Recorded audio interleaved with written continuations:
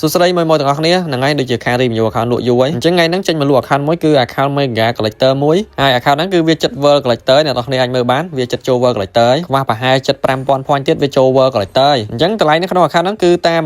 $160ទេគ្នាយើងហើយបើ rank វិញទៅតែ epic ទេដោយសារតែតាំងពីតម្លាក់ rank មកគឺអត់ដែរបាក់លេងហើយបញ្ជាក់មកទាំងអស់គ្នា account នេះគឺ server ខ្មែរសុទ្ធ 100% ខ្ញុំមិនដែរ review account មាន server ហ្វីលីពីនអីជាប់ទងជាតិហ្វីលីពីនអីអត់មានទេភាគច្រើន account ហ្វីលីពីនគឺខ្ញុំលក់ account ទុយដែរហ្នឹងព្រោះអីហ្វីលីពីនវា diamond វាថ្លៃពេកនៅពេលខ្លះយើងគ្រាន់តែបុក ticket គេអស់តែ 4-5 រៀលអីទេយើងអស់ជិត 10 រៀលដល់ពេលអញ្ចឹង account server ខ្មែរគឺវាស្រួលលក់ជាងគ្នាយើងអញ្ចឹងដូចបានឃើញ account ហ្នឹងគឺមាន skin សរុបរហូតដល់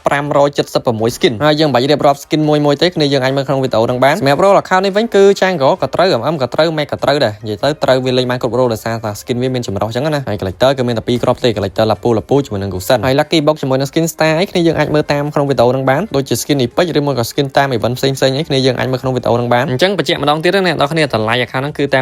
$160ទេអ្នកនរគ្នានឹងទទួលបាន account Mega Collector មួយចិត្តចូល World Collector ហើយតោះឥឡូវយើងទៅមើល win rate នៅក្នុង account ហ្នឹងវិញសម្រាប់ win rate វាគឺអត់ low ទេអ្នកនរគ្នាគឺមកល្មមគ្រាន់តែមាច់វាតិចអ្នកនរគ្នាអាចយកទៅ off win rate ថ្មីបានអញ្ចឹងក្រៅពី win rate គឺយើងទៅមើលអីទៀតយើងទៅមើល recall ម្ដងសម្រាប់ recall វិញគឺមាន recall blue epic មួយហើយនឹង recall សាច់ដុំរបស់ team liquid ហើយក្រៅពីហ្នឹងសិតតែ recall តាម event ផ្សេងៗទេអញ្ចឹង complete គ្នាយើងបើសិនជាមានគ្នាយើងណាចង់បាន account ហ្នឹងគឺអាច inbox មក admin បានតម្លៃត្រឹមតែ160ទេហើយក្រៅពី account review ហ្នឹងគ្នាយើងអាចទៅមើលក្នុង channel បានគឺមាន account ផ្សេងៗទៀតច្រើនមែនតើបើគ្នាយើងចង់បានអរគុណអ្នកនរគ្នាបាយបាយ